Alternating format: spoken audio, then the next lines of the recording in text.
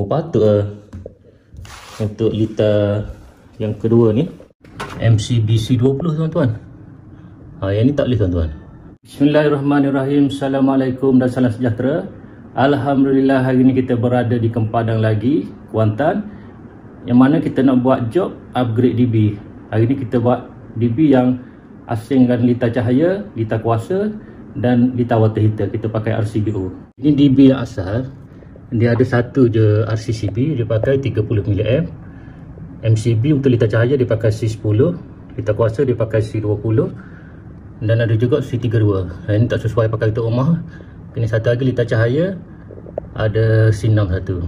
Kalau tengok dekat sini, lita cahaya ada 1, 2, 3, lita kuasa ada 1, 2, 3, 4, 5, 6, 7, 8, 9, 10, 11, 12. Kita akan pasang, kita upgrade, kita asingkan lita cahaya yang 100 mA, dan untuk lita kuasa 30 mA, dan untuk RCBO untuk water heater kita pakai 10 mA.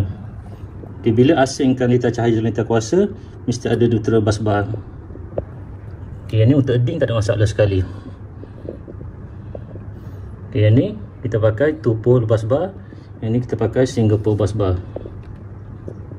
Okay, sebelum tu kita buat marking pada table dulu sebelum kita upgrade DB ni. Ok, yang ni untuk table auto gate, kita tulis AG. Ok, sebelum tu untuk memudahkan kerja kita lukis plan dulu. Mana lukis bilik, lepas tu lukis yang ni point untuk lita cahaya, lampu kipas. Lepas satu lagi, yang ni untuk lita kuasa, soket, aircon dengan water heater.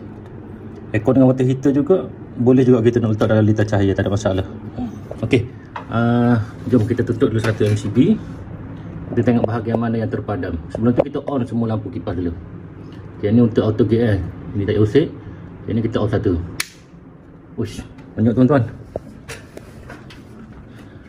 Ok, first lampu dekat posh tu padam.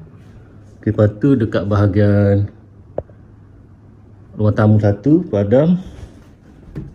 Ok, dekat luar ni juga ada supply juga. Ok, lepas tu dalam bilik master bedroom tak ada.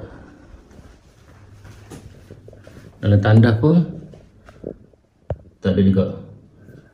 Ok, untuk lita nombor 1 kita tengok berapa banyak dia looping 1 lita tu. Ok, jom kita kira. Ok, dekat posh